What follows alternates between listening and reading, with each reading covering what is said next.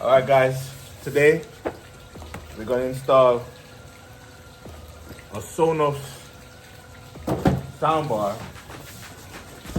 a Sonos Beam onto this TV.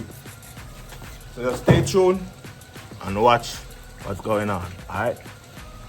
Boom shakalaka. Alright guys, just watch how we deal with the matter.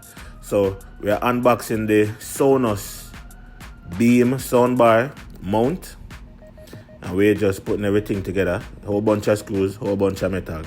Alright, so in order to install the Sonos Beam mount, we first have to remove the TV off the wall, and we have to remove the mount that was previously on the TV, because the Sonos Beam bar mount, it has to be installed on the back of the TV first, and then we put the actual TV mount above that, as you see in the video.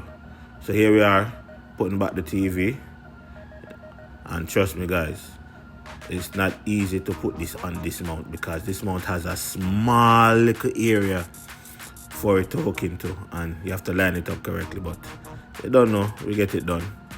So right here now we are putting the supporting bracket that the actual bar is gonna sit on top, as you're gonna see right there. And then underneath the sound beam bar, there's two screw holes that we're gonna secure the actual sound bar to. So one thing with me guys, while I work I clean up. So you see I put in the empty box back together. Yeah, because I don't like seeing trash while I work. So right now we're doing some cable management, hooking up the sound beam bar. And when you hook up any kind of sound bar guys, you always look for the arc that's behind the TV and connect the HDMI card to the arc.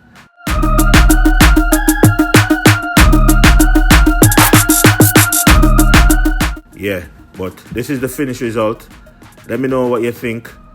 Leave a comment in the comment area below.